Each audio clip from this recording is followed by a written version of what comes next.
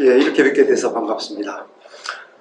오늘은 동북아시아의 마지막 강의이기도 하지만 지난 3년간 계속해왔던 아시아 박물관 산책 48번째 마지막 강의이기도 합니다. 나름대로 의미가 있는 시간인데 하필 제가 이런 주제로 이 시간을 맡게 돼서 죄송하기도 하고 저도 좀 아쉬운 점이 있습니다. 이 지도를 보시면은 색깔별로 같은 묘제들이 표시가 되어 있는데 대개 우리나라의 삼국시대 묘제들의 분포입니다. 북쪽 석실적 성묘는 고구려 적석총들이죠. 특별한 거고, 그러니까 위도상으로 비슷한 데 보면은 이제 석실 봉토묘들이 중국, 중원, 한반도, 일본, 혼슈 쪽으로 퍼져 있고, 중국 강남과 호남 그리고 큐슈 쪽에 보면은 석실 분구묘라고 하는 게 공통적으로 보입니다. 절대 우연한 것이 아니고 뭔가 이들 간에 관계가 있을 수밖에 없는데 왜 이런 분포가 나타나는가 하는 것은 여전히 좀 검토가 필요한 중요한 연구 과제 중에 하나이지만 나중에 제가 제 나름대로 의견을 조금 말씀을 드리도록 하겠습니다. 먼저 이 무덤하고 관련된 용어들이 복잡한 내용을 한자 조어로 만들다 보니까 아마 익숙하지 않은 용어들이 있을 것 같아서 먼저 좀 정리를 해뒀습니다. 어느 정도 이해하실 만한 내용인데 이 두 가지만 설명을 드리죠. 묘하고 분. 묘는 이제 신석기 시대 이래 가장 오랜 무덤을 가리키는 용어인데 이거는 마운드가 없는 그야말로 평묘였어요. 평묘 일색이기 때문에 따로 앞에 관칭을 하지 않고 묘 이랬는데 나중에 묘 위에 마운드, 분을 쓰다 보니까 이걸 분묘라고 부르지 않았겠어요? 그래서 이제 기존의 묘하고는 이제 애매한 위상이 되는데 그래서 기존 묘는 평묘라고 해서 분묘하고 명확하게 구분을 하면서 묘는 모든 묘를 종류 묘를 포괄하는 넓은 의미에서 사람을 매장하는 죽은 사람을 매장하는 모든 시설물을 갖추는 통칭어로 정리가 됐습니다. 그리고 봉하고 구는 조금 생소한 분이 계실 터인데 봉은 한자어 그대로 봉하는 겁니다. 봉한다는 게 뭐냐면 대개 동북아시아에서는 이제 사람이 죽으면 땅을 파고 묻고 그 위에 흙을 덮지 않습니까? 그 흙을 덮는 게 무덤을 봉하는 겁니다.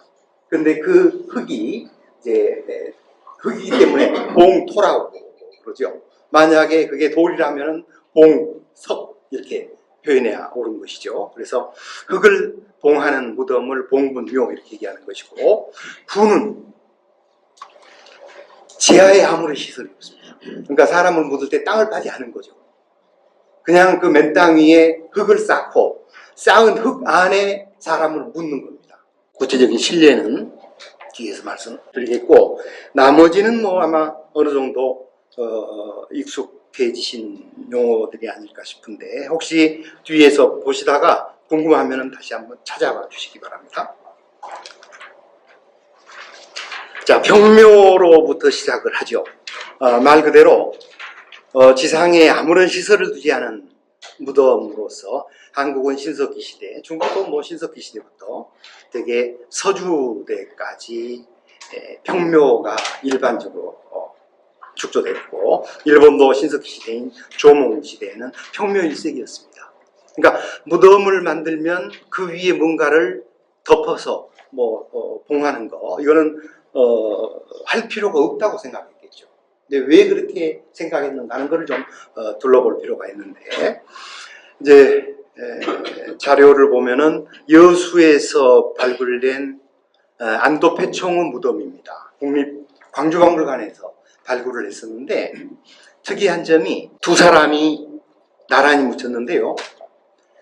두 손을 꼭 잡은 것 같은 포즈로 누워 있습니다.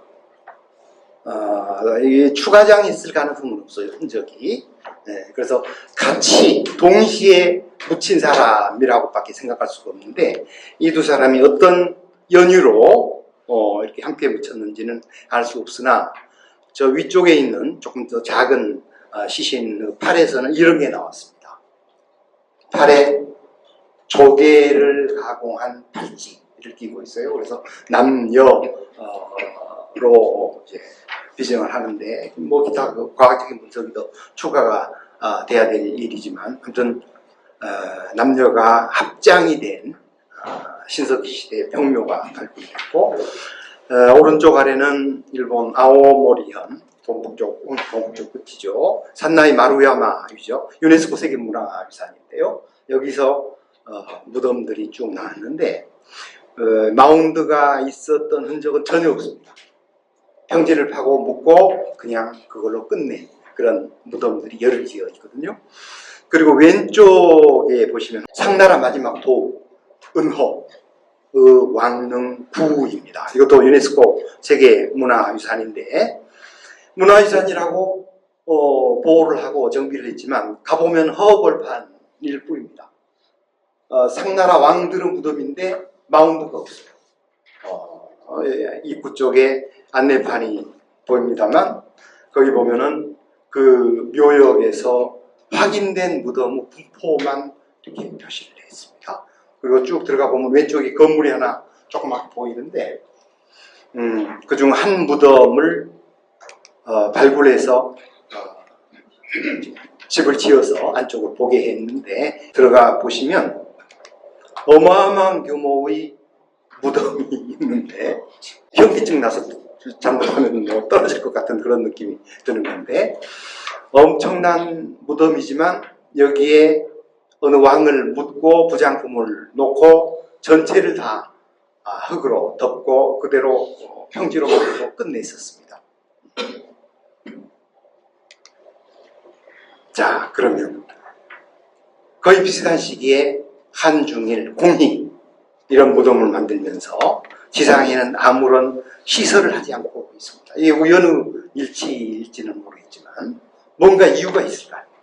그래서 그 이유가 뭔지를 좀 살펴볼 필요가 있는데 그거는 결국 이제 죽음에 대한 인식과 관련이 될 것으로들 얘기를 하고 있어요. 흔히 우리는 혼과 백에 대해서 얘기를 합니다. 이 혼과 백은 살아생전에는 육체에 공존하면서 혼은 정신적인 것을 관장을 하고 백은 육체가 움직이는 것을 관장하는 것으로들 이해를 하고 있죠. 근데 사망하게 되면은 분리가 돼서 혼은 승천하고 승천해서 조상 혼의 대열에 합류하는 걸로들 생각해 왔어요.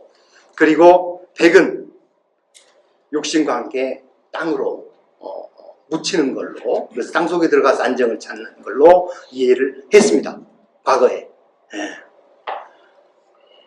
다른 표현으로 한다면 백은 지하 묘에 갇히고 혼은 묘, 사당이죠. 사당에서 봉양이 되는 대상으로들 얘기를 했어요. 얘기하고 한시회전도 비슷한 내용이고 오른쪽 그림은 하남성에서 발굴된 신석기 시대 무덤입니다. 그런데 좀 키워보면요. 오른쪽하고 왼쪽에 뭔가가 표현되어 있죠. 저 재료는 조개 껍질입니다. 조개를 모아서 모자이크로 동물의 형상을 만든 건데 왼쪽은 뭘로 보이십니까? 용이죠. 어렵지 않죠. 오른쪽은요. 호랑입니다. 호랑. 용은 하늘을 관장하는 동물이고 호랑이는 지상의 왕이죠. 지상명수 왕이죠. 도대체 사람이 죽어 묻혔는데 왜 이 두 마리의 동물을 이렇게 정성껏 만들어서 왔는가? 그게 바로 이제 혼백과 관련해서 그렇게 했을 걸로 해석을 하는 겁니다. 알 수는 없죠. 예, 그렇게 해석을 하는 건데, 혼은 육신에서 빠져나와서 승천을 하는 것으로 믿었기 때문에 용을 타고 가는 걸로 생각을 했고, 백은 땅 속에 묻히는데 땅을 관장하는 대표적인 명수가 호라베니까 이렇게 한 게 아닌가 이런 해석들을 하고 있어요. 이미 중국 신석기 시대 소위 앙소문화 단계에 이런 인식이 있었을 걸로 추정을 하는 거죠. 또 역경 계사전을 보면 옛날에는 나무로 두텁게 하여, 뗄나무라는 게 이제 장작을 얘기하는데, 장작을 두텁게 이제 상자로 만들어서 들 가운데 장사를 지냈는데, 봉분을 올리지 않고 무덤과 주위에 나무를 심지 않았다. 불봉불수라.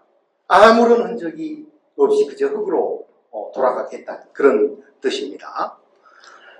그리고 전한유광, 후한정식, 최시급 얘기하고 겹칩니다. 옛날에는 묘를 만들 때 분을 쌓지 않았다. 주문왕, 무왕의 묘역은 평지와 같다. 되게 위치만 표시할 뿐 아무런 시설이 이제 없었으니까 사람이 이제 세월이 흐르면은 정확한 위치조차 파악하지 못하는 경우도 있습니다. 징기스칸 능은 지금도 찾지를 못하고 있지 않습니까? 근데 아무리 평묘를 하더라도 서주의 관곽제도와 정제제도라는 것을 준수를 하는데, 이건 뒤에서 다시 설명을 드리도록 하겠습니다. 그 다음에 이제 나타나는 게 분이죠. 그래서 그걸 분묘라고 하는데, 지상에 흙이나 돌을 쌓아놓은 무덤, 이렇게 간단하게 정의할 수가 있겠는데, 한국은 청동시대를 거쳐서 사만 단계, 그리고 사만과 병행하는 고구려 초기부터 이제 마운드를 갖춘 게 나옵니다. 오른쪽 사진은 집안에서 확인된 고구려 초기 적석총입니다. 장군총은 어마어마한 피라미드이지만 초기 적석총은 기껏해야 50cm, 60cm. 근데 지하에는 아무런 시설이 없어요. 지면 위에 돌을 넣고 중간을 비워서 거기에 시신을 안치하고 돌을 덮습니다. 적석 분무묘죠. 적석 분무묘. 그리고 오른쪽 아래는 이제 규슈 사가현 요시노가리 북분이라고 하는 건데, 거기 가운데 사람들이 보이죠? 엄청나게 큰 무덤입니다. 여기 쨍게 보이는데 옹관들이 수도 없이 많아요. 한 무덤 안에 여러 사람을 묻은 건데, 이런 거는 성토 분구묘 이렇게 부를 수가 있죠. 소위 기록에 나오는 히미코의 무덤으로 추정하는 분도 계십니다. 왼쪽 그림은 진나라 양공 무덤인데, 섬서성 양분현, 시안에서 동북쪽으로 한 200km 정도 되는 데에 있는데, 기원전 7세기대의 무덤입니다. 아마 분묘 가운데 중국에서는, 중원 지역에서는 가장 오래된 초기 분묘가 아닌가 싶어요. 왕묘로서 이제 상당한 규모로 시작이 된 거죠. 그래서 왜 평묘에서 이런 분묘가 발생하게 됐느냐? 평묘는 사람이 죽으면 혼은 승천해서 조상반열에 들어가니까 그 혼들만 모시면 되는 것이고, 백은 육신과 함께 흙으로 돌아가니까 묻으면 그냥 더 이상 돌볼 필요가 없는 대상으로 인식을 했던 거라고 할 수가 있겠는데, 마운드를, 분묘를 만든다고 하는 것은 뭔가 거기에 표식을 두는 거잖아요. 그 분명히 이제 이유가 있죠. 그래서 여러 논의 끝에 이게 춘추 전국시대부터 중국에서는 나타나고 있어서 춘추 전국시대의 사회 변화와 직결되는 것으로 이해를 합니다. 춘추 전국시대와 그 이전 시대는 서주 단계라고 할 수 있죠. 가장 큰 변화는 사회 시스템의 변화입니다. 서주는 아시다시피 주나라 천자를 중심으로 해서 지방의 제후들에게 분봉을 하고, 제후들은 공납을 바치고 천자가 위험에 처하면 군대를 동원해서 지켜주는 그런 계약 관계 속에서 사회가 유지가 됐는데 춘추 전국 시대부터는 그 계약 관계가 깨지면서 천자는 종이호랑이가 되고 각 제후들 간의 이제 쟁패를 다루는 혼란한 시대가 되는 것이죠. 그래서 종법제도가 무너지고 이제 개인이 중요한 사회가 되는데, 개인이 중요하다 보니까 그 개인 직계 조상에 대한 관심과 이제 숭상, 예가 중요한 대상이 되는 겁니다. 그런데 이 시대에는 뭐 굉장히 복잡한 시대라서 공자님이 천하를 돌아다니셨듯이 많은 사람들이 고향을 떠나서 다른 데로 가게 돼요. 그래서 무덤들을 관리하기가 어려워지니까 무덤을 식별하기 위해서 마운드를 씌우기 시작했을 것으로 추정합니다. 근데 그건 추정일 뿐만 아니라 기록에서도 어느 정도 반영이 돼 있어요. 얘기 단궁에 보면은 공자가 그 부모를 합장할 때 이런 말씀을 했다는 걸 제자들이 기록으로 남깁니다. 옛날에는 묘를 만들면서 분을 쌓지 않았지만 공자 자신은 여러 지역을 돌아다니기 때문에 나중에 부모 묘를 잊지 않도록 하기 위해서 봉했다. 내 모피를 사척으로 하였다. 그 얘기를 했다는 것을 제자들이 얘기에다가 적어둡니다. 부모 묘를 잊지 않도록 하기 위한 것이 가장 큰 목적이었다는 것이죠. 그리고 얘기 단궁에 보면 또 이제 공자가 죽어서 장례를 치렀는데 그 제자 자하가 이런 얘기를 합니다. 일찍이 공자는 4종류 분묘를 본 적이 있다고 하셨다. 당 형태, 방 형태, 하옥을 뒤집은 형태, 마렵봉 형태이다. 공자는 마지막 형태를 좋아하셨다. 이랬는데 이 마렵봉 형태는 말이 갈기거든요. 그러니까 네모지게 이제 조금 길다란 형태의 무덤을 좋아하셨던 것 같습니다.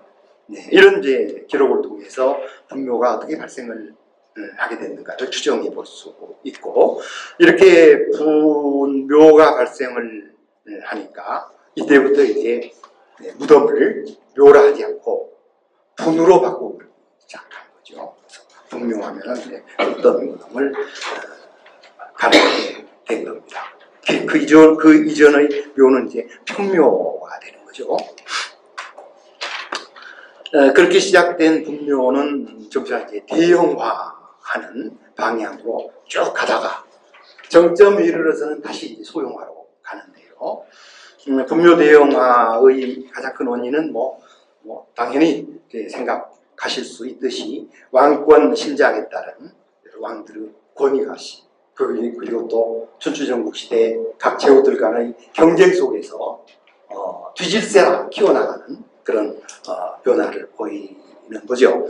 그리고 왕을 정점으로 한 귀족들의 등급 제도가 확실하게 되면서 그 등급에 걸맞는 대형화도 수반되는 겁니다.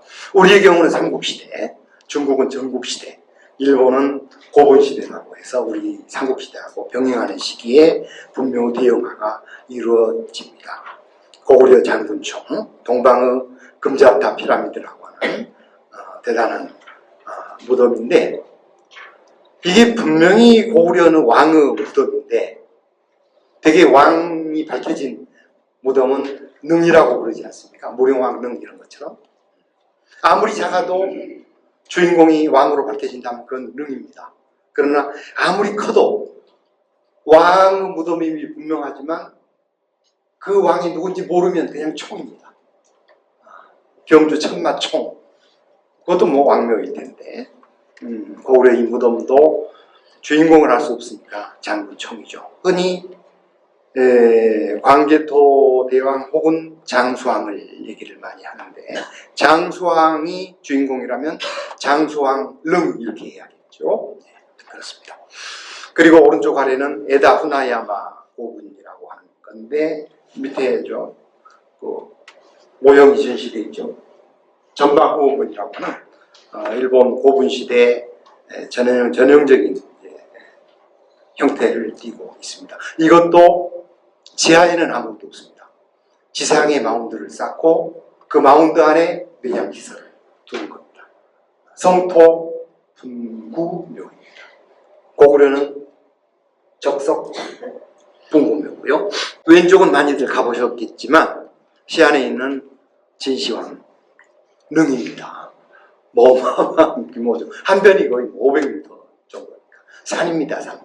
여산능이라고도 하죠. 분묘 대형화가 어떻게 이루어지냐, 아까도 잠깐 말씀드렸다시피 전국시대 지왕묘를 중심으로 해서 이제 대형화 경쟁이 이루어졌고, 진시황은 그 전국 시대를 통일한 그 기세를 몰아서 그에 상당하는 거대한 또 산을 만들고 있지 않습니까? 그리고 기록에도 이제 어느 정도 편린들이 보이는데, 유명한 진나라 상앙, 변법의 대표자이죠.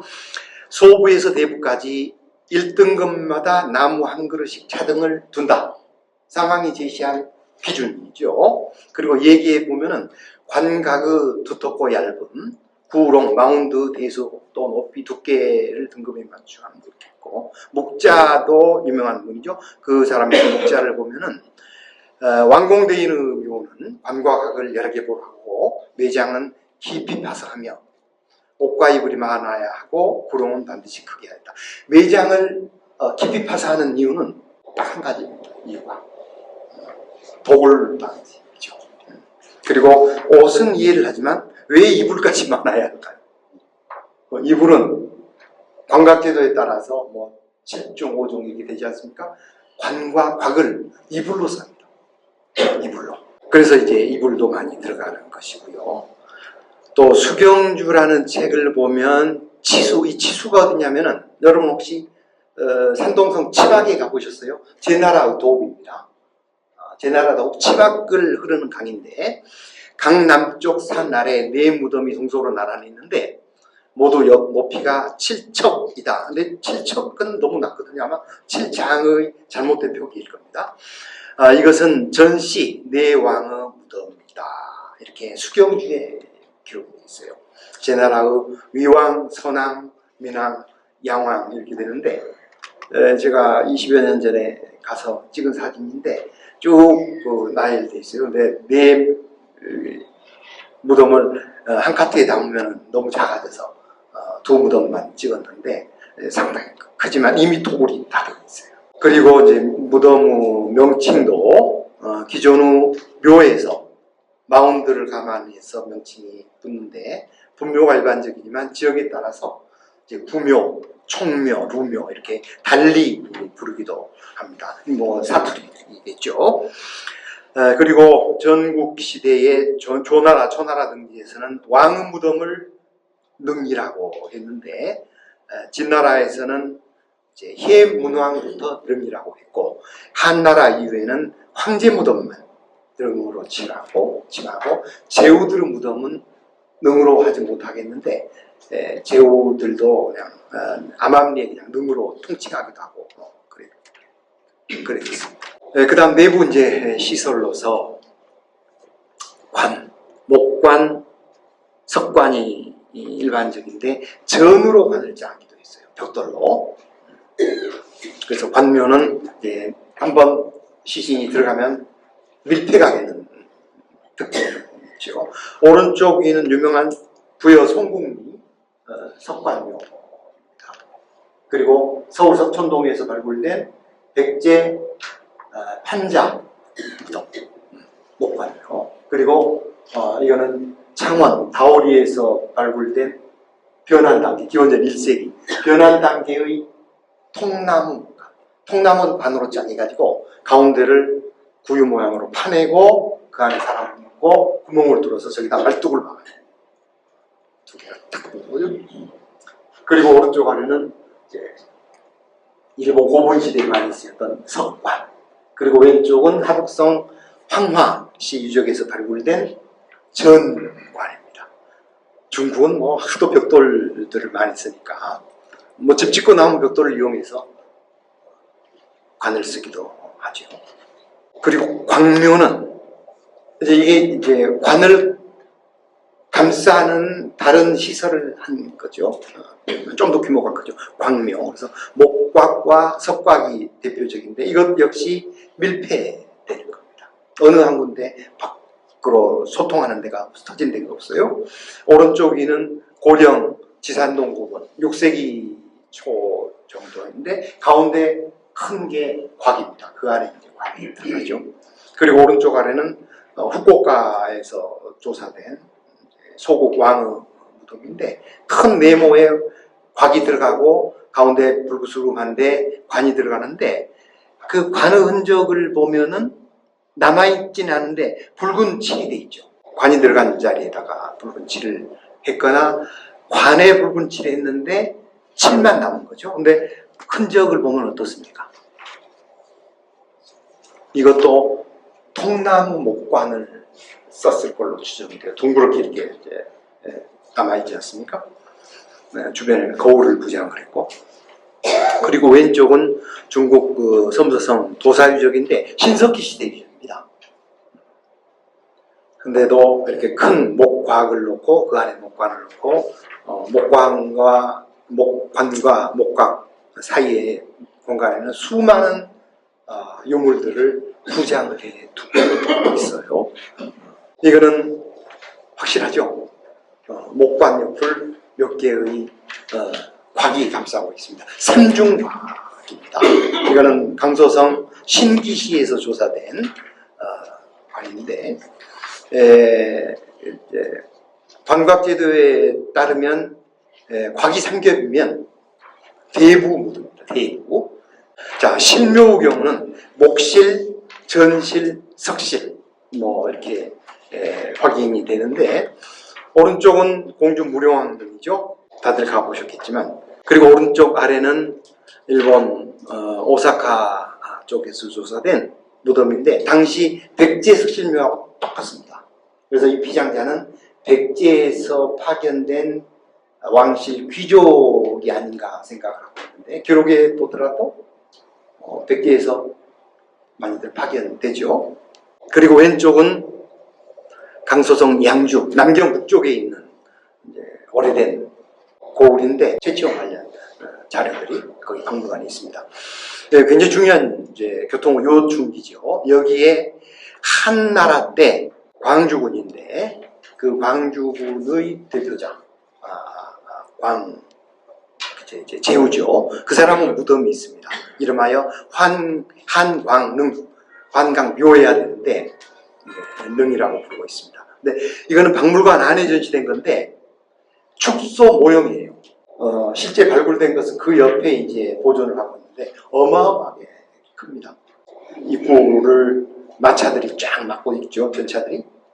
그리고 그 뒤에 문이 있고 문 안에 들어가면 몇 겹을 거쳐서 이제 관에 이르게 되는 거대한 목실묘입니다. 그래서 이제 마운드가 이제 있건 없건 간에 그 내부의 주매장 시설은 관곽이거나 실인데 평묘에는 실이 없죠. 실은 분묘 이후에 나오는 거고, 근데 관곽은 실하고 성격이 다르죠. 관곽은 밀폐된 거고 실은 개방된 것으로서 다릅니다. 그 가장 큰 특징은 단장과 합장이 가능하다는 겁니다. 합장을 하려면은 시간차를 두고 합장이 이루어져야 되니까 다시 들어갈 수 있어야 되는 거죠. 당연히 개방형으로 만들어야 되는 거죠. 그래서 황샤오펀이라고 하는 아주 유명한 분인데 20여 년 전에 관곽실의 공간 변화를 3단계로 나눠서 발표한 논문이 있어요. 지금까지도 이제 많은 사람들이 인용을 하고 있는데 제1단계, 2단계, 3단계 그림으로 이렇게 표시했는데 조금 부연 설명을 드리면 제1단계에서는 곽 안에 조그마한 문이 달리면서 소통이 이루어지기 시작하는데 밖으로는 통하지 않은 거죠. 이게 1단계라고 보고 이제 제2단계는 최외곽에 조그마한 문을 달긴 하는데 처음에 사람을 묻으면 그 문은 폐쇄가 됩니다. 후대 추가장을 위해서 소통을 하는 문이 아니고 한 번 안치가 되면 그걸로 끝나는 그런 이제 것이 있고 제3단계에 들어서 비로소 이제 외부와 소통이 되는 실묘가 된다. 이런데, 그러니까 제2단계는 뭐 1단계하고 2단계의 과도기 정도가 되겠죠. 그래서 3단계가 되면은 시신을 안치하는 공간, 부장품을 놓는 공간, 장식 공간, 제사를 모시는 공간, 공간들의 성격이 딱 이제 정해지고 분화가 되게 되는 겁니다. 그래서 실제로 이 3단계에서는 사람이 시차를 두고 죽게 아닙니까? 부부가 부업장이 기본인데, 그때 이제 기존 무덤의 문을 열고 들어가서 합장을 하고 제사를 하고, 부대에 또 특별한 일이 있으면 다시 문을 열고 들어가서 제사를 모시기도 하고 그렇습니다. 입구가 그 제사 공간이니까. 아까 제가 소개해드린 중국 집안 장군총의 묘실입니다. 석실이죠. 횡열식 석실. 들어가 보면은 합장을 할 수 있는 시설이 되어 있습니다. 관을 여기에 안치하는 거죠. 관대. 근데 지금은 보시고 싶어도 보실 수가 없습니다. 접근을 못하게 막아놨습니다. 그리고 그 다음 단계에 또 변화가 이루어지는데, 하나의 방에 나란히 모시던 것에서 방을 따로 각 방을 쓰게 하는 거죠. 그래서 방을 2개를 만들어서 따로 문을 달고 추가장을 하는데, 그래도 그 방 사이에 통로는 또 터놨어요. 이게 쌍실묘라고 합니다. 쌍실묘. 석실 가운데, 전실이든 석실이든 실묘 가운데 가장 나중에 장안된 것이고, 혹시 접하셨는지 모르겠지만 작년에 크게 보도가 된 자료입니다. 한평 화양에서 7세기 후반의 쌍실묘가 발굴이 됐어요. 굉장히 중요한 유물들도 나오고 그랬는데, 백제에서 내려온 겁니다. 그러니까 중국의 쌍실묘가 고구려를 거쳐서, 고구려에는 많아요. 백제권에는 손에 꼽을 정도고, 가야 신라는 없고, 일본에서도 손에 꼽을 정도입니다. 그런데 한평에서 상당히 큰 무덤이 나왔죠. 시기적으로 이제 이미 이 지역 많이 백제에 병합되고 백제의 문물이 이렇게 돌았던 흔적. 아무튼 백제계의 문물이 이런 것들인데 6세기 이전에는 이 지역에를 들어온 예가 없습니다. 일반적인 무덤의 기본 구조에 대해서 말씀을 드렸고, 또 이제 묘제의 변화에 있어서 빠뜨릴 수 없는 게 지성묘입니다. 유네스코 세계 문화遺産으로 지성묘, 수많은 세계의 지성묘가 있는데 유일하게 한국의 지성묘가 지정되어 있지 않습니까? 한국은 청동기 시대 전 지역에서 조사가 되고 있고, 중국은 신석기 시대 말기, 기원전 한 2000년쯤에 연영, 산동, 절강 이 지역에 소수 확인이 되고 있습니다. 그리고 일본은 청동기 시대의 규슈 서북부에서 확인이 되고 있습니다. 그러니까 분포를 보면은 어느 정도 이 세 지역의 지성묘들이 무관하지 않겠다 하는 걸 알 수가 있는데, 구체적인 이제 사례를 보면은 연영 지역의 성목성 지성묘 경우는 사람이 쓰면은 그 뚜껑돌이 한참 위에 있습니다. 굉장히 큰데 잘 다듬어져 있죠. 오른쪽에는 다들 가보셨겠지만 국가사적이자 유네스코 세계문화유산 강화도 삼거리의 유명한 북방식 지성묘입니다. 뭔가 좀 덜 다듬어진 느낌이 있죠. 천정도 두껍고, 오른쪽 아래는 규슈 후쿠오카에서 조사된 지성묘인데, 일본 지성묘들은 다 이런 것밖에 없어요. 그래서 큰 이제 흐름의 방향을 이해할 수가 있겠는데, 이제 출토된 유물을 통해서 시간들을 비정해 보면은 연영반도가 가장 빠릅니다. 그리고 일본 규슈 지역이 가장 늦어요. 그래서 아마도 지성묘가 연영 지역에서 시작이 돼서 한반도를 거치면서 조금 변형이 되고, 일본으로 가면서는 아주 왜소화된 그런 변화를 거치지 않았는가 하는 것을 자연스럽게 생각할 수가 있고, 실제로 그러합니다. 그러나 지성묘 분포는 이 지역에만 국한된 게 아니죠. 범세계적인 무덤이라고 할 수가 있는데, 이제 지성묘 외에 선돌 그리고 스톤서클과 같은 열석들이 함께 나오는 소위 거석 기념물로 일종으로 이해가 되고 있습니다. 오른쪽 분포도를 보시면 저러한데 저런 분포도를 통해서 이제 유럽이 좀 빠르고 아시아가 늦으니까 유럽에서 발생한 거석 기념물들이 해양을 타고 동쪽으로 확산됐다. 뭐 이렇게 얘기하는 분도 계시지만 별 설득력이 없고 지역별로 자연스럽게들 발생한 걸로 보여요. 그리고 이제 오른쪽 아래에는 19세기 말 인도네시아 서쪽 수마트라 섬의 서북쪽 조그만 섬이 니아스 섬인데 그 니아스 섬에서 지성묘를 쓰는 광경을 목격하고 선교사가 촬영한 사진이에요. 그리고 거기에 대한 설명을 해놓은 게 있는데 니아스 섬에서는 사람이 죽으면 자기가 가진 재산을 다 털어서 가능한 한 많은 사람을 동원해서 지성묘를 쓴답니다. 많은 사람을 동원을 하게 되면 큰 지성묘를 쓸 수가 있는 것이죠. 그렇게 해서 큰 지성묘를 쓰면 축조가 끝난 다음에는 그 사람의 사회적 발언권이 높아진대요. 근데 나름대로 그 사회에 조금 행세를 할 수가 있는 거죠. 그래서 가능하면은 전 재산을 털어서 큰 지성묘를 쓰려고 하는 것이고, 이걸 또 다른 관점에서 보면은 이제 부의 재분배, 리디스트리뷰션이라고 하는 차원에서 또 해석하기도 하고 그러는데, 그래서 이제 재산이 어느 한 군데에 축적되지 않고 사회 구성원들이 골고루 향유할 수 있게 하는 메커니즘으로 지성묘 축조가 작용을 한다. 뭐 이렇게 해석하기도 하고 그래요. 그래서 농업 공동체 사회의 결속을 강화하는 방안으로 주로 농한기를 이용해서 많은 사람들이 동원되는 이런 기념물적인, 기념비적인 시설을 만들었다. 당연히 또 그 지역에는 돌이 풍부해야 되죠. 중원 지역은 뭐 돌이 없는데 지성묘를 만들고 싶어도 만들 수가 없는 거죠. 그래서 중원 지역은 벽돌이 성행한 거고요.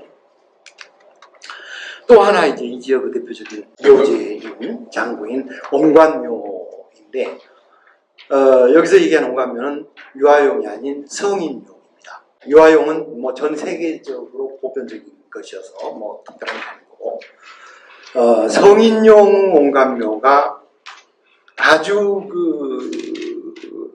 국지적으로 성행을 해요.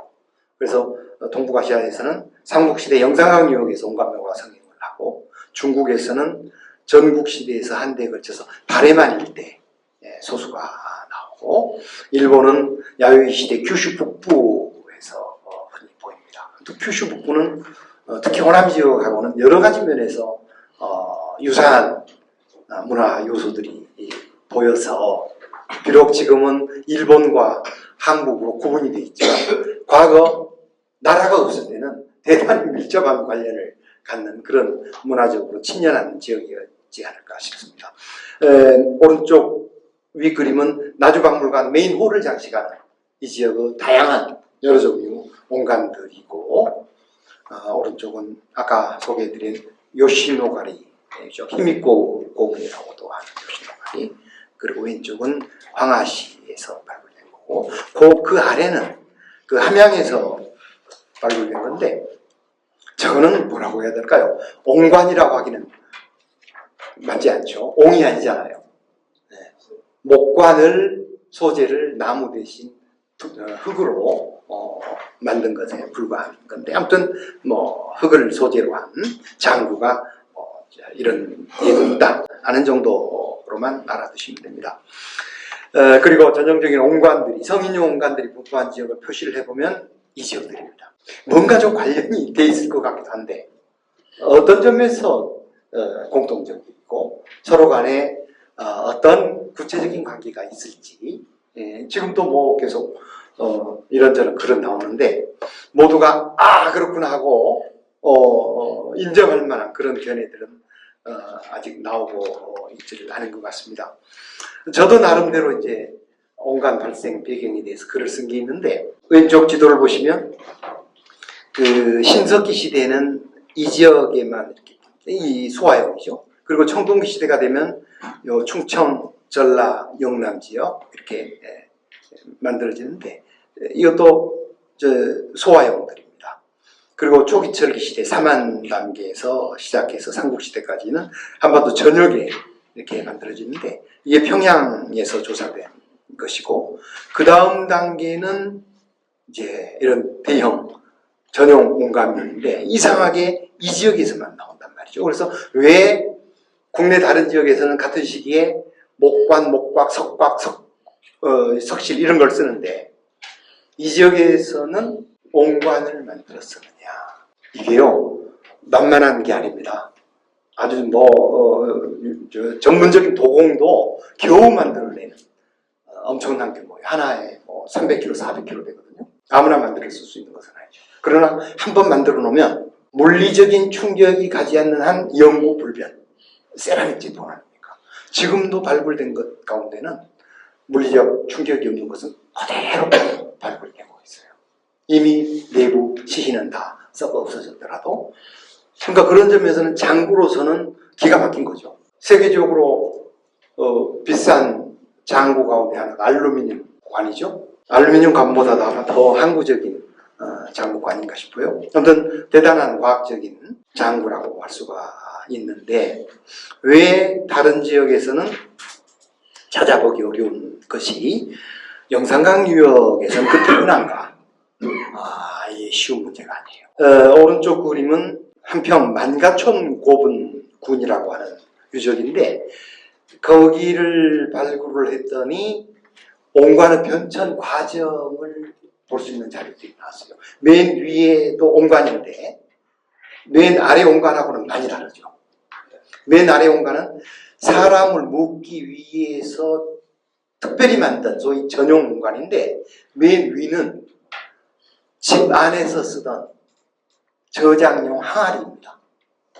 그러니까 온관을 제일 처음에 쓰게 될 때는 따로 온관을 만들지 않고 집 안에서 쓰던 항아리를 이용한 것이 대형 온관, 성인용 온관은 시작이었다. 이렇게 얘기해도 그게 틀린 얘기는 아닌 거죠. 이게 이제 점점 일반화되면서 거기에 맞춰서 수요에 맞춰서 온관을 전문적으로 제작해서 성행을 하게 됐다. 이렇게 얘기할 수가 있는데 여러 가지 의견들이 있습니다. 온관은 형태가 알과 같아서 생명의 재생을 상징하는 거라서 다시 태어나기를 기원하는 마음에서 온관을 썼을 것이다.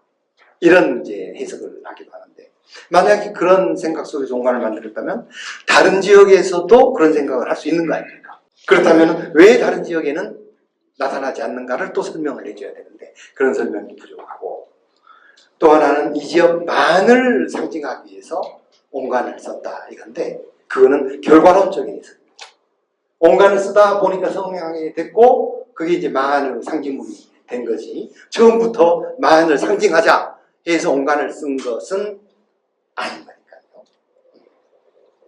하여튼 저는 그래서 기술적, 문화적, 경제적 여러 가지 이제 요인이 복합돼서 온관이 시작되었다. 이런 관점에서 글을 쓴 게 있는데 아무튼 간단한 내용이 아니어서 이 정도로만 하고 넘어가겠습니다. 그다음 분구묘 아까 말씀드렸던 이제 그 무덤인데 이게 이제 지하에는 아무런 시설이 없고 지상에 마운드를 만들고 그 안에 사람을 묻는데 한 사람이 아니에요. 보통 여러 사람들을 묻는 건데 위치적으로 호남 그리고 일본 규슈 그리고 중국 동남쪽 이런 지역에서 성행하고 있고 서로 간의 특징을 비교해 보면은 여러 가지 면에서 상통합니다. 그 가운데 가장 두드러진 것이 추가장에 의한 가장이 이루어진다는 점인데 도대체 분포 상태이죠. 왜 그 지역에서 그 시기에 그런 특징을 공유하는 무덤들이 성행했는가 이런 문제에 대해서도 접근이 이루어져야 되는데 그 문제도 아직도 해결되지 못하고 있는 것 같습니다. 다음에는 아주 흔한 건 아니지만 순장도 장묘제의 일환으로서 살펴봐야 될 중요한 요소인데 한국은 삼국시대 고구려 신라 가야에서 나오고 백제에서는 보이지 않습니다. 중국은 신석기 시대부터 나와가지고 명청대까지 지속이 됩니다. 일본은 고분 시대에 상징했고요. 오른쪽에 보시면 창녕 송현동에서 발굴된 순장자인데 이거를 복원을 해보면 저런 모습이 됩니다. 17살 내지 18살 소녀 모습이죠. 시종으로서 순장이 된 거고, 왼쪽은 제가 최근에 가서 찍은 사진입니다만 사진을 찍으면서 무심코 셔터를 눌렀다가 깜짝 놀랐어요. 보시면은 사전묘지니까 청동시대 이전이거든요. 하 이전이거든요. 그런데 길다란 묘강의 오른쪽에 이제 주인공이 붙여 있죠. 조그마한 부각을 파서 사람을 묻었는데 몸이 이렇게 걸쳐 있어요.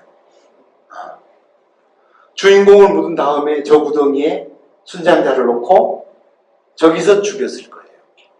밖에서 죽여서 안치하진 않았을 거예요. 순장을 하더라도 조금 섬찟한 그런 느낌인데 이건 그래도 양호한 거죠. 한 사람이 정도니까.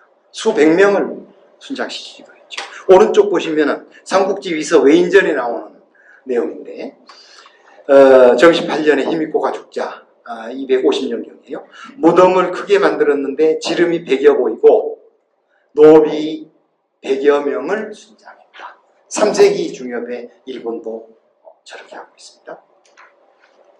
그래서 순장을 도대체 왜 하는가 하는 것도 한번 생각해 볼 필요가 있는데 순장을 인정할 수 있는 그런 조건들이 이제 확인이 돼야 되죠. 동시성, 강제성, 정속성 이런 것들이 충족돼야 순장이라고 단언할 수가 있는 겁니다.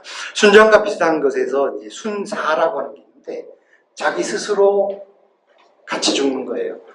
강제성이 없죠. 대개 왕이 죽으면 측근들이 순사를 많이 합니다. 왜냐하면 다음 정권에서는 자신이 요긴하게 쓰일 가능성이 없어질 뿐만 아니라 자기가 순사를 하게 되면 후손들에게 많은 또 혜택이 주어지거든요. 그래서 자발적으로 순사하기도 하고 그걸 금지시키기도 하고 그러는데 중국 상나라 경우 순장 사례가 굉장히 많고 진나라 헌공은 더 이상 순사를 하지 말으라고 이제 명을 내려서 막을 정도로 순사가 유행했던 것 같습니다. 공자도 순장을 반대한 데다가 순장을 대신한 이제 병마용경에서 보이는 도용이라든가 앞에 한 양릉에서 보이는 목용 이런 것도 굳이 할 필요 없지 않겠냐. 왜냐하면 이것도 사람이 아니지만은 엄청나게 많은 수량을 만들기 때문에 그것도 경제적으로 낭비가 되는 것이죠. 혹시 이거 기억하시는 분 계세요? 클린턴이 대통령일 때 중국을 방문했는데 클린턴 가족을 병마용갱으로 초청을 해가지고 나란히 서게 했어요. 그리고는 찍어서 전 세계에 방영을 했죠. 한마디로 미국 눈에 이런 거 있어 하는 거죠. 2200년 전 유적에 기껏해야 역사가 200년밖에 되지 않는 미국 대통령을 불러다가 사진을 찍게 해서 전 세계에 방영한 겁니다. 클린턴뿐만이 아니죠. 이분도 다녀가셨어요. 부여 경우 우리나라 경우 부여 자료를 보면은 순장을 하는데 100을 단위로 하였다는 기록이 있습니다. 부여도 순장을 많이 했다는 것을 알 수가 있죠. 고구려 경우는 동천왕이 사망했을 때 다수가 순사를 했는데 이후 금지했다고 하고 아까 말씀드린 대로 백제만은 그런 흔적이 없어요. 문화적으로 아주 전혀 다른 사회였다고 할 수가 있겠죠. 신라는 지중왕 3년 502년에 순장을 금지했다는 기록이 있고 가야는 아까 송현동 자료에서 보셨듯이 6세기까지 많습니다. 일본을 보면 수인천왕 28년 이게 이제 일본어 연대로 하면 기원전 2세기인데 그건 믿을 수가 없어요. 초기 연대는. 근데 내용은 좀 참고할 만한데 수인천왕이 죽자 가까이 하던 사람들을 모두 모아서 살아있는데도 능력에 매립된다. 며칠이 지났으나 죽지 않았고 주야로 아파하고 울다가 마침내 죽어서 개와 까마귀가 모여서 먹었다. 천황이 이걸 하도 비참하게 생각해서 이후 순장 금지를 논의하라는 조서를 내렸다는 기록이 일본서기에 있습니다. 어떻게 산 사람을 목만 내놓고 그냥 묻습니까? 참. 자, 그 다음 부장품도 중요한데, 처음에는 일상용품이 들어가다가 부장용으로 따로 만들기 시작하고, 그 다음에는 그것도 이제 축소해서 아주 미니어처, 명기라고 하는 것으로 변화했는데, 뭐, 대단하죠. 우리말 하더라도 무령왕릉이 발굴되면서 발굴품들, 부장품들을 전시하기 위해서 공주박물관을 만들었으니까요. 또 이제 그 부장에 있어서는 후장과 박장으로 나누는데, 이게 이제 엎치락뒤치락 그 법령에 따라서 규제가 되고 그러는데, 이게 법령이 잘 지켜지지가 않아요. 사람들 사이에 경쟁 속에서 법령이 있어도 따르지 않고, 우리나라 가정의례준칙이 지켜지지 않은 것하고 마찬가지죠. 청대에는 뭐 사치가 극대화됐다 이렇게 표현하기도 하고 하는데, 이것하고 관련된 기록을 보면 순자의 예론을 보면은 예는 삼가 생과 사를 다스리는 것이다. 예는 살아있을 때나 죽었을 때나 행함을 조심하는 것이다. 살아있을 때 융숭하게 하였더라도 죽었을 때 박하게 하였다면 간사한 사람으로서 배반하는 마음이다. 이렇게 기재를 하고 교육을 시키니까 누가 이거를 지키지 않겠습니까? 오로지 효의 하나 명분이 돼가지고 끊임없이 이제 경쟁적으로 소비를 하게 되는, 이거를 이제 공시정기 아니니까 습속관제라는 용어를 쓰는데 되풀이돼 왔던 겁니다. 또 벽화, 이것도 부장품은 아니지만은 고문하고 관련돼서 굉장히 중요한 자료죠. 잘 아시는 고구려 쌍용총의 수렵도 왼쪽은 가역관이라고, 도낭 있잖아요. 도낭. 서역 관문, 거기에 이제 옹관, 동관, 가역관 이렇게 지키고 있는데, 가역관을 지키는 장수 무덤이라고 추정이 돼요. 기원 3세기 때 무덤인데, 거기에도 이런 돌아서서 활성소의 바레티안 샷이 보입니다. 오른쪽은 7세기 때 일본 나라에서 발굴된 고성총, 고구려 양식 또 중국 양식이 혼합돼서 일본식 화풍을 이제 만들어가는 그런 중요한 자료라고 할 수가 있습니다. 그리고 벽화하고 관련해서는 이제 되게 석실 벽에 프레스코 벽화를 만드는데 천장이 굉장히 특징적입니다. 근데 이게 그리스에서는 기원전 4세기, 아프가니스탄에서는 2세기, 고구려에서는 4세기에 나와요. 북한에서는 모주림 천장을 고구려의 독자적인 천정 가구 수법이라고 뭐 수십 년 전부터 이게 오고 있지만, 전 세계적인 자료를 보면은 그걸 인정하기가 어려워요. 쭉 그 루트가 나오고 시간적으로 서쪽이 워낙 빠르니까. 파키스탄에 가서 제가 찍은 사진인데, 큰 집에서도 이 천정을 말각 조정을 씁니다. 이렇게 방이 넓더라도 모를 죽여서 천정을 좁혀가기 시작하면은 아무리 큰 방도 천정을 만들 수가 있어요. 한 가운데는 뚫어서 햇빛을 받아들이는 창으로 쓸 수가 있죠. 이런 아이디어가 참 대단한 것 같아요. 수천 년의 역사를 가진 천정 가구 기법입니다. 그 다음에 이제 분묘하고 관련된 제사에 대해서 좀 말씀을 드리겠는데, 분묘에서 제사를 지내기 전에는 종묘에서 제사를, 왕실은 종묘고 일반인들은 사당에서 제사를 지내는데, 그 사당에서 제사를 지내는 대상은 혼백 가운데 하늘로 올라가서 조상 대열에 합류한 혼에 대한 제사이거든요. 근데 무덤에서 이제 제사가 이루어지는 것은 이제 소위 귀백이라고 하는데, 귀백에 대한 제사가 대상이 됐더랬습니다. 그러니까 실묘에서 제사를 지내는 것은 혼이 아닌 육체와 관련된 백에 대한 제사였죠. 그래서 아무튼 분묘제사는 종묘와 별도로 무덤에서 이루어진 제사 이렇게 얘기할 수가 있겠는데, 이게 또 시기적으로 그 이전 시기하고 구분이 돼서 한국은 삼국시대, 중국은 전국시대, 일본은 고구려시대에 시작되는데, 유명한 백제대향로 부여 백제 능산리고분군 옆에서 나왔는데, 이 옆에서 나온 자리를 발굴해 보니까 백제 죽은 왕들의 극락왕생과 백제 왕실의 안녕을 기원하는 특별한 사찰이에요. 이걸 원찰이라고 그러죠. 거기서 나왔고, 진시황릉 주변을 발굴해 보니까 여기에 이제 번호들이 이렇게 붙어 있는데 많은 시설들이 확인이 돼 가고 있어요. 근데 이 시설들은 대개 진시황릉의 관리와 진시황릉에서 이루어지는 여러 가지 제사와 관련된 시설들이 나오고 있습니다.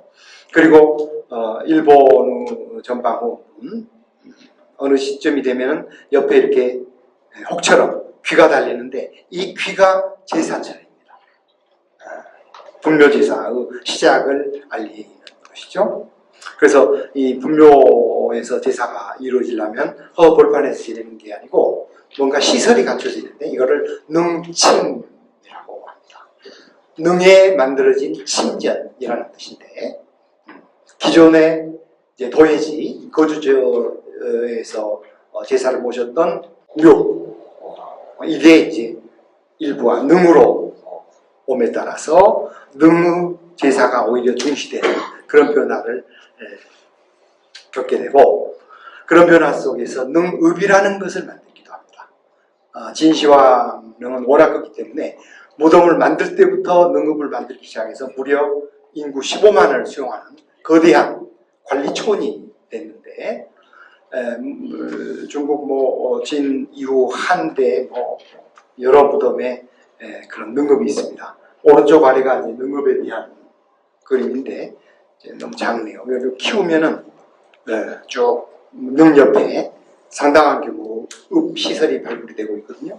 그 능의 관리를 위해서 사람들이 거주했던 공간들입니다.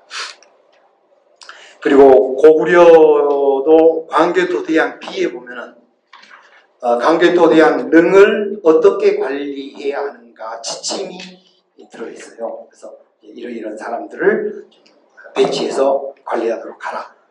이렇게 시간이 없어서 자세한 부연 설명을 못 드리겠습니다만 저렇게 있고, 일본의 경우는 무덤 인근 백성들을 동원하는데 대신 요역을 면제를 해줬다.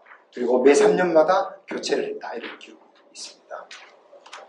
그리고 이제 이런 묘에서 하는 제사는 넓은 의미의 제사 가운데 일부인데, 이 제사, 넓은 의미의 제사는 아까 말씀드린 대로 조상신 대열에 합류한 조령들이 강림하여 자손을 돌본다는 믿음 속에서 그분들을 모시는 거죠. 초사에 보면은 이렇게 초청한 혼이 저기서 오는 성문입니다. 성문을 통해서 들어오면은 자기가 거처했던 옛날 공간들을 둘러보고 돌아간다 하는 내용이 들어 있습니다. 확인할 수는 없는 거지만 그런 생각을 했던 것이죠. 그리고 그렇게 모시는 조령들을 위해서 각종 제사를 하는데 아무 제사를 하는 게 아니라 특정한 장소에서 특별한 시설을 가지고 모셨다. 대표적인 게 종묘 혹은 사당 이런 것이죠. 그래서 왕실에서는 종묘가 굉장히 중요했던 것 같습니다. 한때는 조정보다도 종묘가 중요해서 조례, 빈례, 책명례 같은 중요한 국가 행사를 조정에서 하지 않고 종묘에 가서 시행한 적도 있는데, 이제 분묘 제사가 일반화되면서 종묘의 지위가 점점점 격화가 되는데, 이 분묘 제사가 그렇게 큰 비중을 갖게 된 계기가 뭐냐 하는 데 있어서는 춘추 전국시대 계시설과 후한 명제 계시설로 나눠지는데, 후자가 더 일반적인 것 같습니다. 후한 명제는 후한을 개창한 광무제의 아들이거든요. 근데 광무제가 죽고 명제가 국가를 운영하는데 대부분의 중신들이 광무제를 따랐던 신하들이에요. 그런데 이 명제가 조회를 베풀기 위해서 모시려고 하면은 징병을 한다거나 다른 이유를 대고 오지를 않는 거예요. 근데 그분들이 없으면은 중대사를 논할 수가 없으니까 명제가 고민 끝에 꾀를 냅니다. 그래서 광무제 묘를 참배하고 거기서 제를 올릴 테니까 신하들은 다 그쪽으로 모이시라 하니까 뭐 그냥 지팡이 짚고라도 다 오는 거 아니겠습니까? 그래서 거기서 제를 지내고 중요한 국가사를 논의를 합니다. 이게 이제 반복되면서 상능 이해가 중요한 국가 논의 기회가 되고 그때부터 종묘보다 분묘제사가 중요해지고 그걸 통해서 조정이 본격적으로 작동하기 시작했다. 뭐 이런 해석들을 하고 있으니까 참고하시기 바랍니다. 근데 분묘제사라는 게 우리가 흔히 하는 시제처럼 1년에 뭐 한두 번 간단하게 하는 게 아닌 것 같아요. 한서 위현전을 보면은 매일 치매 제사 지내고 매월 묘회 제사 지내고 편전에서는 시제를 지냈다. 치매에서는 하루 4번 음식을 올리고 묘회에서는 매년 25번 월 2회죠. 편전에서는 매년 4번 제사를 지냈다. 또한 한 달에 한 번은 의관을 바람을 쐬게 했다. 여러분 이렇게 하라면 하시겠어요? 이렇게 하기 위해서 능력이 있어야 되는 겁니다. 이건 뭐 아무나 할 수 있는 게 아니죠. 그리고 여러 뭐 관련 기록들이 있는데 이건 그냥 자료 참고하시기 바랍니다. 옛날 기록들을 보면 뭐 제사하고 관련된 기록들이 대부분을 차지할 만큼 제사는 국가의 중대사였었죠. 그래서 마지막으로 이제 장묘제의 함의에 대해서 말씀드리겠는데 한마디로 엄격한 질서를 바탕으로 사회적, 정치적 역할을 장묘제가 담당했다 이렇게 얘기할 수가 있겠습니다. 그리고 그 엄격한 질서를 주례라고 하는 책자를 통해서 명시를 했고 후대에 나온 예기, 의례와 함께 3예를 구성하고 있지 않습니까? 조선시대에도 그런 책이 만들어졌죠. 그래서 그 책에 어긋나는 일을 하게 되면 엄청난 비난을 받고 그랬지 않습니까? 맨 밑에 보면은 이제 서주의 관곽제도와 정계제도라고 하는 게 있는데 천자는 관곽을 7중, 제후는 5중, 대부는 3중, 사는 2격을 한다 이거고 천자는 부정팔계 그 다음 빠졌는데 7.6개 앞에 제후가 빠졌습니다. 제후를 넣어주시기 바랍니다. 7.6개, 대부는 5정사계 뭐 이렇게 차등을 두는 겁니다. 오른쪽에 보면은 천자로부터 이제 구정8개 쭉 나오는데 각 정괴에 담는 공원품이 다 다릅니다. 엄격하게 지켜야 되는 질서인 것이죠. 그리고 이거는 이제 중국 그 서한 북쪽에 한성이라고 하는 데가 있는데 옛날 예국이라고 하는 데거든요. 거기서 조사된 28호 무덤을 보면은 그 주인공이 누군지는 모르는데 정이 5개가 나왔어요. 그러면 이 사람의 신분이 어떤 것인지를 알 수가 있는 것이죠. 엄격하게 지켰으니까. 그리고 또 순자의 예론편을 보면 천하를 가진 자는 7대, 한 나라를 가진 자는 5대, 5승을 가진 자는 3대. 5승은 자기 갖고 있는 전차 마차의 수입니다. 5승을 가진 자는 3대, 3승을 가진 자는 2대를 섬겼다. 손을 움직여 생활하는 자는 묘를 세우지 못했다. 여러분은 몇 대까지 모시고 계십니까? 보통 4대 뭐 고조까지인가요? 아무튼 그것도 이제 다 차등 있는 것이죠. 목자 절장편을 보면은 이 용어가 그렇지 않습니까? 절장, 간소하게 장례를 지내라는 것인데도 불구하고 이렇게 나와 있습니다. 관의 두께가 3치입니다. 발굴된 자료를 보면은 이렇습니다. 요즘 3치 쓰는 분 계세요? 3치면 9cm입니다. 9cm. 가역관에서 발굴된 건데 제사에 쓰는 것을 만들기 위해서 효를 다해야 된다. 뭐 이런 것도 있고 이와 같은 이제 제사가 위진남북조 시대에 들어서면은 굉장히 불쾌합니다. 위진남북조 시대는 여러분 아시다시피 5, 16국이 만들어지고 대단히 복잡한 사회였지 않습니까? 특히 그 도굴이 많이 이루어지는데 전란이 되풀이되면서 한 나라를 이제 점령하게 되면은 그 전비를 충당하기 위해서 그 나라 무덤을 도굴을 해요. 오죽했으면 조조가 도굴을 피하기 위해서 자기 무덤을 가짜로 여러 군데 만들고 그렇겠습니까? 어떤 이 시대가 그랬고, 그리고 이제 당송 명청을 거쳐서 능침제도들이 조금씩 변화해 나가는데 통일신라도 그걸 수용합니다. 통일신라 흥덕왕대 자료를 보면은 각 품계마다 집을 짓는데 몇 칸까지 지을 수 있는지, 그리고 아니 집 안에 방 안에 들어가서 음식을 먹으면 누가 그거 뭐 보겠습니까? 그래도 반찬 가짓수까지 다 제한을 해 두는 그런 기록이 있습니다. 이게 다 어떤 엄격한 신분 제도를 고수하려고 하는 그런 노력이라고 할 수가 있고, 이제 한대 자료, 당대 자료를 비교해 보면은 뭐 1대1로 대응하지 않습니다만 당대에는 굉장히 간소화된 것을 알 수가 있겠습니다. 한대는 서인의 무덤이 1장 5척인데 당대로 가면은 4척으로 규정이 돼요. 지금까지 살펴본 내용은 사자를 죽음을 땅에 묻는 겁니다. 토장이죠. 근데 장법에는 토장밖에 없습니까? 많죠. 시간 관계상 제가 설명은 안 했습니다만 수장, 풍장, 조장, 화장, 이게 넓은 의미에서 토장하고 병행하는 장법이라고 할 수가 있는데 특별한 거죠, 사실. 수장은 어디서 이루어지는 겁니까? 주로 해군들 수장되고, 이거는 필리핀 루손섬인데 절벽에다 매달아, 그리고 나무 위에다 걸어놓기도 하고, 넓은 의미에서 이제 풍장이라고 할 수가 있고, 이거는 티베트 라싸 풀리나는 얄롱 창포강 그 옆에 있는 간덴사원인데 이게 조장이 이루어지는 공간이에요. 마을에서 사람이 죽으면 데리고 옵니다. 그러면 독수리들이 몰려와요. 스님이 나와서 해체를 해서 새들에게, 독수리에게 제공하는 거죠.